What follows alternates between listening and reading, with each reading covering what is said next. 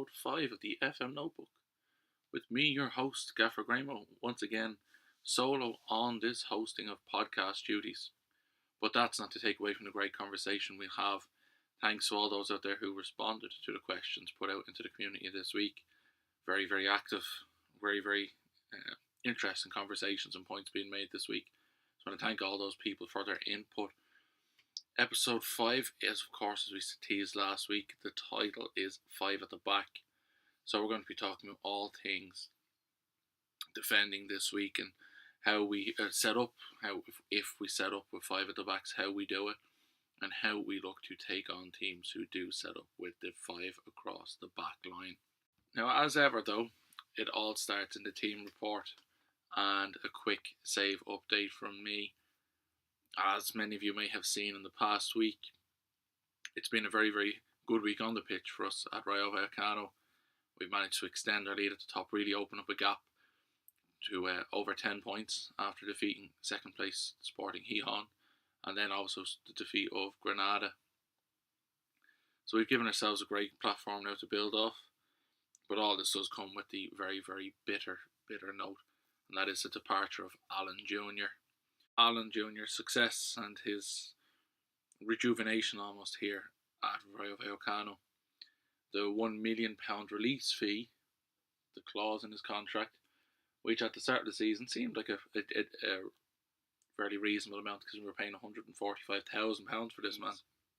And Corinthians came in unexpectedly and met the buyout clause, and despite my best attempts to keep him with a new contract, his agent wasn't willing to negotiate, wanting over quadruple the amount of wages, incentives and everything else, which for poor Vallecano, it was just a financial stretch too far.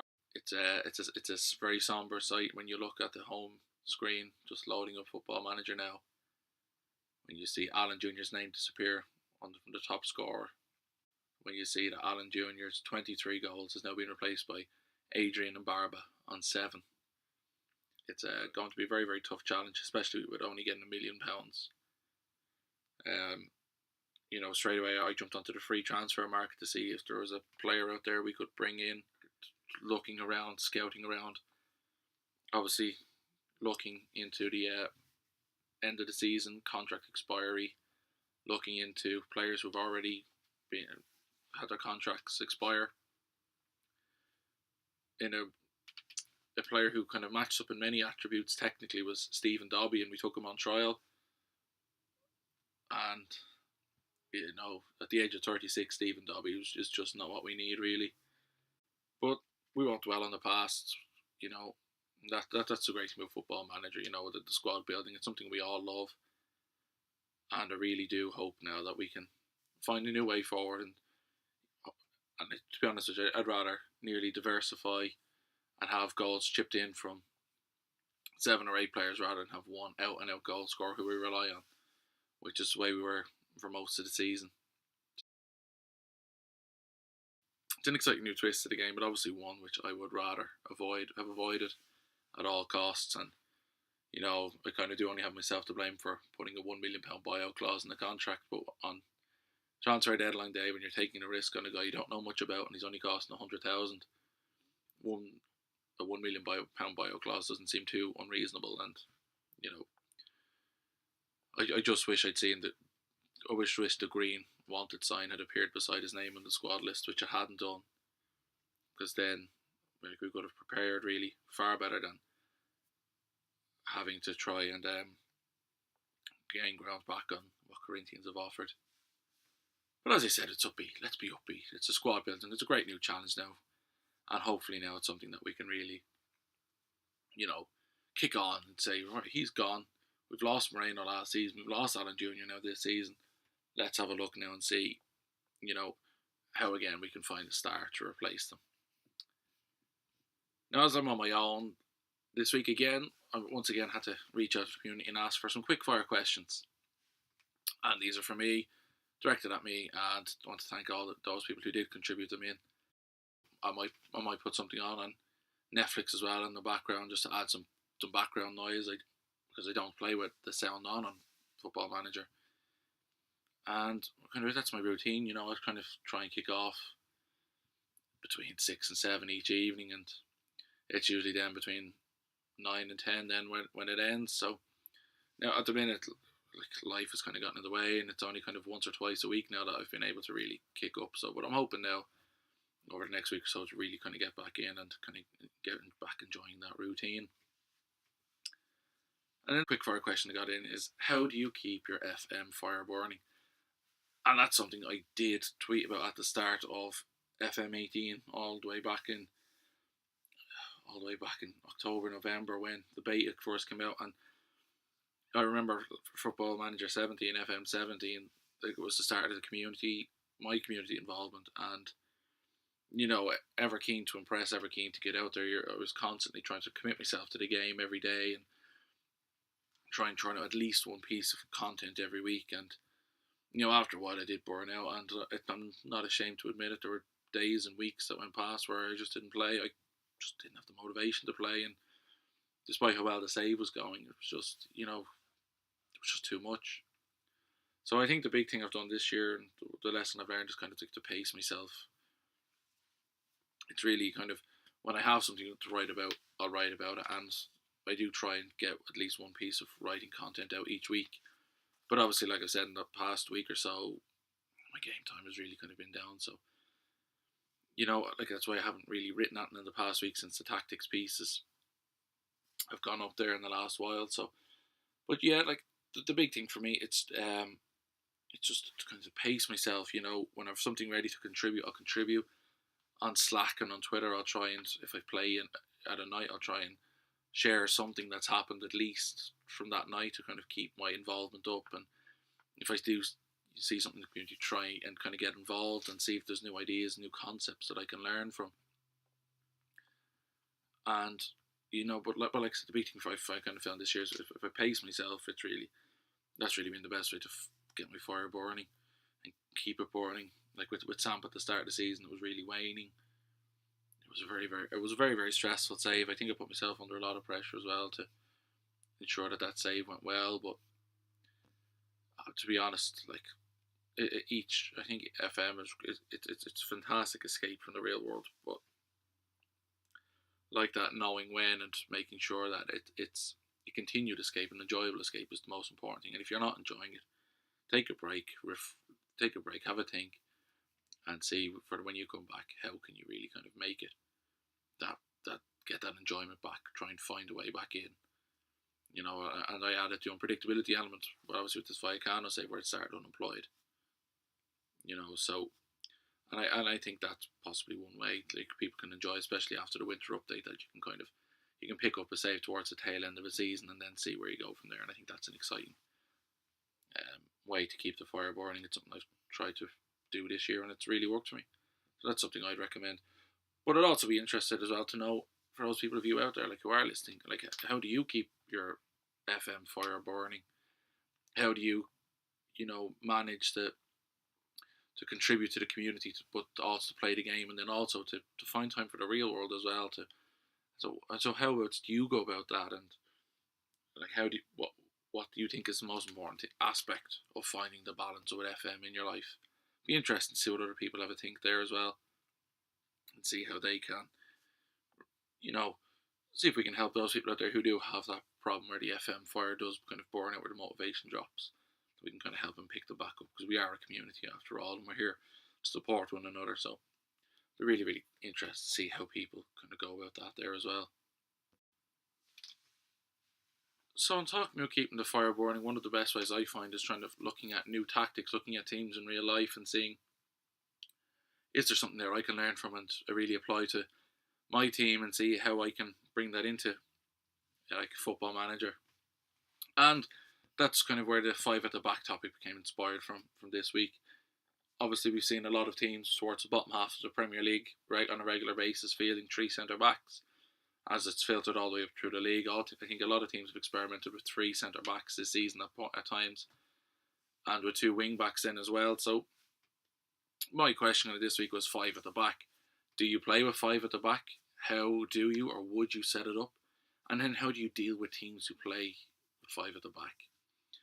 So it was a question that did bring up some very, very valid points. I want to thank those guys who did contribute, especially on like my Slack channel was very active this week with people kind of getting involved there and talking about it when I did put the message up on Saturday. So when starting off with myself and thinking about myself, do I play with five at the back? And the answer then is both yes and no.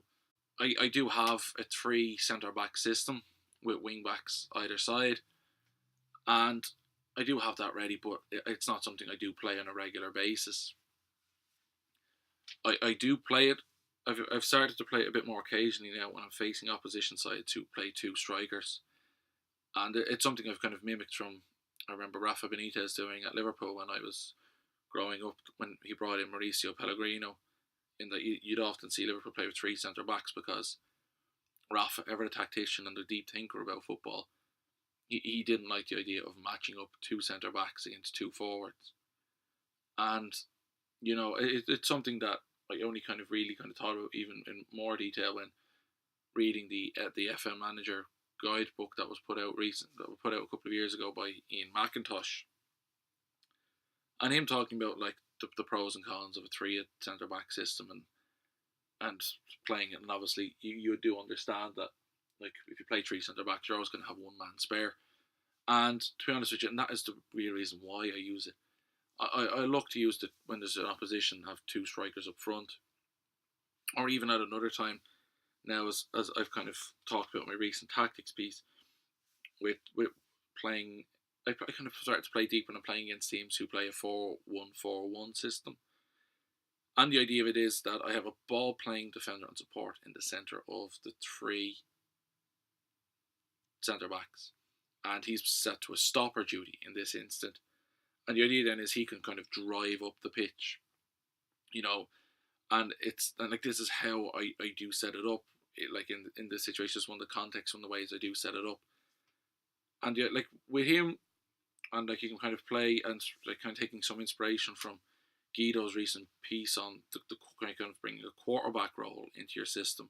The ball playing defender is obviously is a great place to go. It's a great position to have on the pitch, and it can really like that's also an alternate way in which I play it, because it lets me control space deeper and play a bit more direct. Obviously, tactically things are going to change me via Cano now in terms of my directness of play. But like that, it is one way I do set it up. I do look to use the ball playing defender that I can kind of use as a direct passer and also with a stopper duty as a deep runner.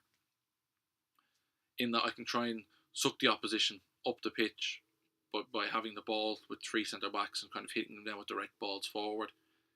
Because obviously with a 4-1-4-1 system, space is at a premium in the opposition half. So I then look to use in my own half and then see how I do go about it. So obviously then, with a three at the back system, one of the most common features you then see obviously is wing backs.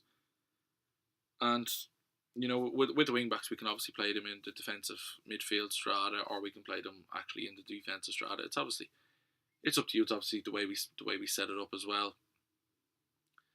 And to be honest with you, looking at where I'm positioning them and the mentalities I give the wing backs, it really does depend on the opposition and who I'm playing. Obviously, I'm looking for a more rigid system. The wing backs, the full will become wing backs almost. But with two wing backs on support attack, that it does depend on the opposition who I'm playing. Sometimes if they're playing high wingers up the pitch, like almost in a 4-3-3 system, I'll play them a bit more on a support duty because obviously they have a bit more of a defensive aspect to their game. But then obviously if they're playing with deeper midfielders or they're not playing with a wide midfielder, I'd look to use then them on an attack duty and use them as a primary wide outlet going forward. And then obviously then finding the balance then in the middle of midfield where one of the midfielders would then be a bit more defensively minded to cover the wing backs as they push forward, because obviously there's going to be a bit more space left. In the system then I also look to use two centre backs on defend, and they're the left sided and the right sided one, and I just leave them as standard because like the idea of those guys is it's just to kind of keep them standard. These are the standard two centre backs I'd normally play. They don't mark tight. They don't close down much, and I do look for them to play shorter, less risky passing, because generally the guys I've had in these systems haven't been very, very technical. So and that's where then the centre ball playing defender does come in, and then and then and then he's the one then that the PIs really do kick in on. I look to use the ball playing defender on either cover or support, depending on the setup of the opposition side. So the reason I do is I swap between a cover is if the two strikers up top and then an attacking midfielder, having a cover duty there, it allows him to drop off into the spaces that you can kind of sweep up the second ball.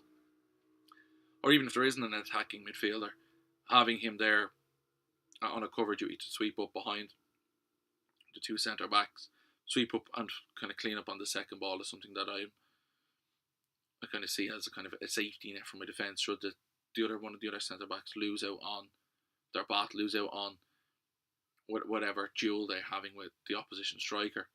And then on a stopper duty, then it's a case of if there's one striker up front, like I said, in a 4-1-4-1, or there's a space in the attacking midfield strata, I would consider using a stopper duty.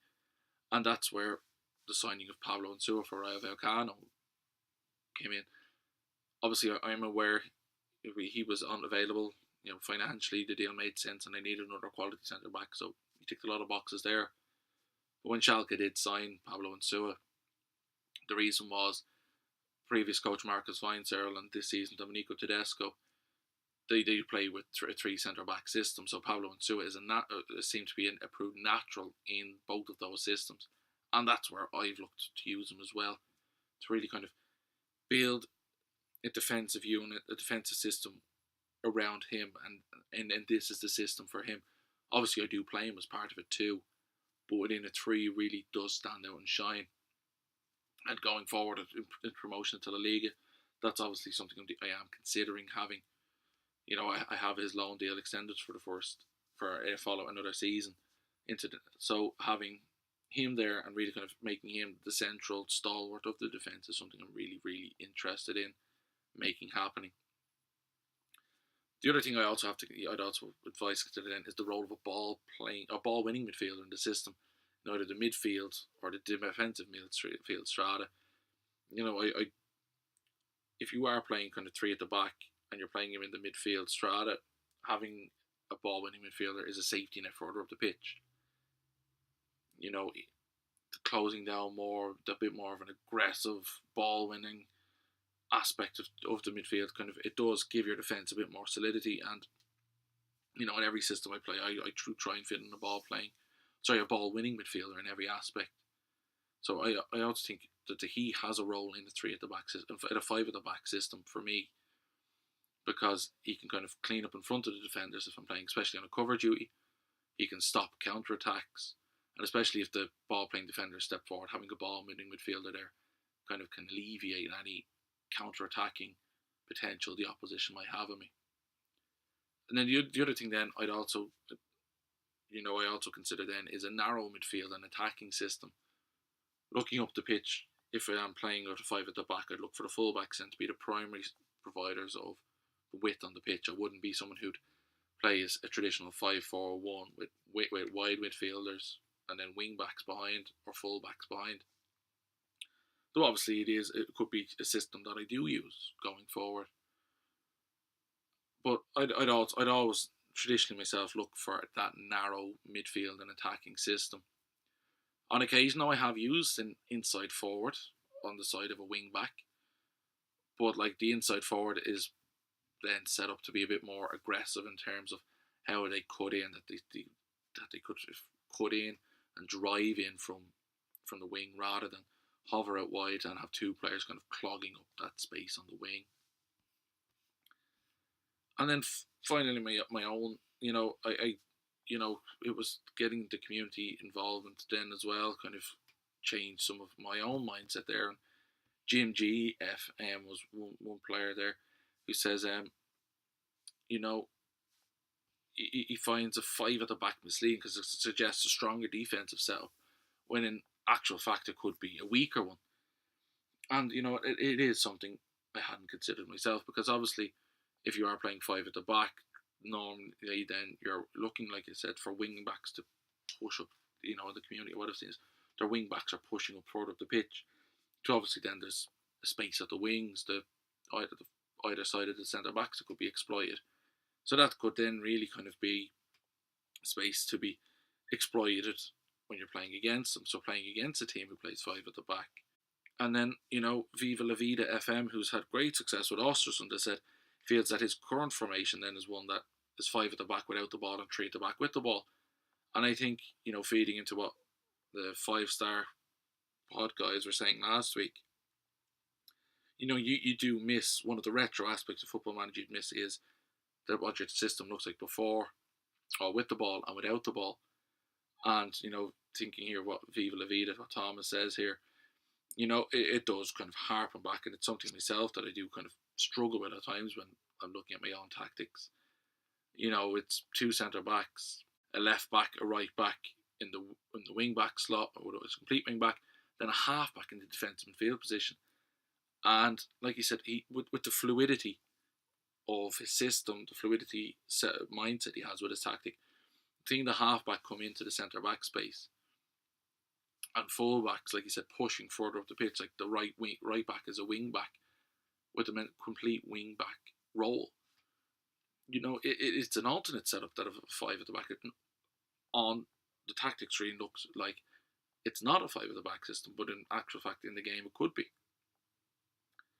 So, and I think then as a manager, like that's a really dynamic way to set up five at the back. It's a really different approach, something that we wouldn't traditionally see, and something that I've even said myself so far, where I've talked about traditional setups. You look at Tom here, and it's a really, really interesting one. And it's obviously done great for Tom because his recent Champions League success. Congratulations, Tom.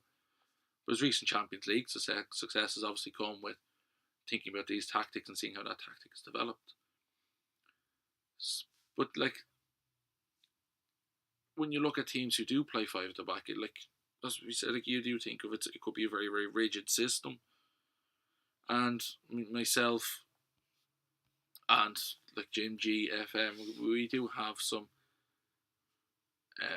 There was some crossover on the notes I had written down, and in some of the points he raised, and one of those actually is to exploit the wings.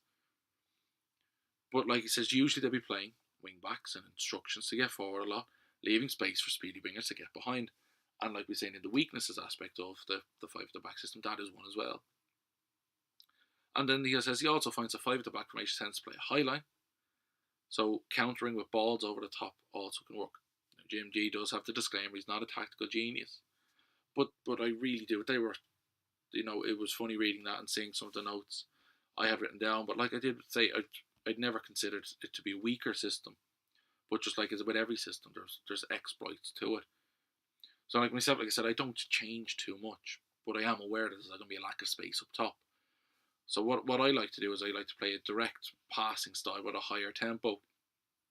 And I'll encourage the forward players to have to kind of roam a bit, to roam from positions, move into channels to try and find the aspects of space, because these guys are really going to have a really tough game, but really, really be key. Myself, I do like to exploit the space behind the fullbacks, and having a winger on that side who can, if the complete wing back pushes forward or the wing back pushes forward, whatever it is the opposition has, having a winger there who's set up, who's able to go out there, and if a centre half pulls out, then there's a bit of space then created then in the middle, and hopefully the winger can get the ball into the box. But I also then, one of the other things I do consider is the role of a playmaker or playmakers in space. Some people often talk about the playmaker role as the pivot position. Whether it's, and I know a lot of people out there just like to play with one in midfield. Now myself, I have used two in midfield at times, where there's a deep line playmaker and an advanced playmaker, and in a double pivot type of system. So I really think they have a really, really key role in space as well. Because if there's a five at the back system and if there's space in the midfield strata or the defensive midfield strata, having a guy like this who can play that riskier pass, who's able to pick out the pass, or be able to run, draw a player towards him, and then feed a teammate in, I think it really is, really, really can benefit in pulling apart these five at the back teams. And one I also then myself would also say is the role of the strikers. that an advanced midfielder, an attacking midfielder, it can be an essential deep running threat, or if you like to go with the box to box midfielder as well. That having a deep runner to arrive late in the box, because if there's a five at the back, there's three centre backs, and one of them wins the ball. Having a player ready to pounce on the second ball can really either create a second chance or force a shot on goal, which is ultimately what we want to do. And like that, then the other thing it says is a deep crossing from byline, that I would nearly encourage my wide players to cross more, my fullbacks and my wingers to cross the ball, to put the ball into the box more. Because even if we don't win the first ball, if we have players around to try and challenge and win the second ball, that's really an aspect that can be the difference. Because like even if you force a corner, if you force a free kick, even though they might have 5 defenders on the pitch, it's not the same as attacking a line of 5 defenders, and that can be your way in, exploiting through a set piece at a 5 at the back system. And then again, one of the Cookie FM was also one then who did get involved in the conversation as well, and also did say that he does echo what Jim G FM has said. And I think it's an interesting aspect as well, because obviously, football systems are evolving. I know a lot of people on FM are looking at 4-4-2 systems, and there's 4-1-4-1. And, you look at it in real life, and there's a lot of 3 centre-back systems, which, like Viva La Vida said, can even be a 5 at the back when a half-back is playing. So, being able to manipulate, football really, the way I look at it is, the football I like to play is manipulating space. And if you can manipulate space and pull these teams apart, direct passing, high tempo, that's how I kind of try and counter against those teams who do play the 5 at the back system. But it really would be interesting to hear what you, obviously, there's more people out there who, you might have your own thoughts on listening to this. Something out there might have given you a light bulb moment. So, feel free to join in on the discussion on my Slack, to join in on Twitter, tweet at me, Gaffer Gramo FM. Gaffer Gramo is the Slack channel. And now we'll enter into the final section of this FM notebook, which is the community section. So again, thank you to all those community members who've gotten involved in the discussion. Thank you to those of you who've also joined in on the Slack channels and the new followers on Twitter. Really do appreciate it, guys. So now this is my kind of give back to the community, and that is my Community Scout. So the Community Scout's purpose is a quick promotion of some of the content I've seen published in the past week. If you've created anything, please don't forget to use the hashtag #WeAreTheCommunity, and I'll feature some of your content in each episode. Links to all the content will be found in the description box and in the tweets and on tweets below and on my Slack channel. So this week I've been kind of looking around the community, and I've seen some really interesting posts being put out. And guys, keep going, because it really is enjoyable to see so many people out there getting involved and sharing their ideas. We're going to start off with Tom, Viva La Vida FM, and Tom has announced that season 13 of Ostersund will be the end. He has provided some tweets over the weekend, if you haven't seen them, and it's really kind of a sad celebration now, looking back at the successes Ostersund have had, capitalised, topped off with that fantastic Champions League win. So if you do want to see how Tom has gotten on, you can check out there in the link below, or on his website, Viva La Vida FM. 12 games into managing in the Conference North Division, there is something stirring in the North East. Early Days by Chris Johnson was published last week, and it's a really interesting save, as somebody is taking on a lower league save and looking to build for the future. Luke DTG has usurped Paul the Northman at Bjerkreim in Norway. How will Luke fare in overcoming Paul as the real life manager, or using Paul's own database? You can check that out on dictatethegame.com. Over on YouTube, Jim G FM is beginning a YouTube series, so keep an eye as the latest member joins in on the fun. He has released a blog post as he talks about his process in beginning that new adventure. Moving over onto the streams, and the Regista FM has been moving on to the streams, and Regista FM has been streaming as Arsenal over on Twitch. What does life after Wenger look like? Well, if you check out Regista on Twitter, you'll see his schedule for Twitch, or over on his Twitch channel, which is twitch.tv/the Regista FM. Podcast-wise, we have seen the rise of a new podcast from the ashes of an old. So, acting as a phoenix, the Tempo 10 podcast has now rebranded to the OMG Football Manager podcast, while the Higher Tempo Press has rebranded now as the FM Daily. So if you are missing out on all of your latest fixes from those sources, you can check them out on Twitter, where all the links will be provided. So guys, this is the end of episode 5. I want to thank you for listening this far. I want to thank you for listening possibly to the last 5 episodes as well. Last week I did say I would be looking for feedback, because when I started this podcast, I said I'd give a 5. So I said to myself, I'll give a 5, I'll see what the reaction is, and we'll go from there. And, you know, obviously there was the difficulties with iTunes, and the pod wasn't really kind of getting listened to, but in the last week, you know, the numbers have really jumped up. The feedback has been really, really good, and, you know, it's, you know, it can be, it's really kind of enlightening, and it's really kind of, you know, it's heartwarming to know that people out there listening.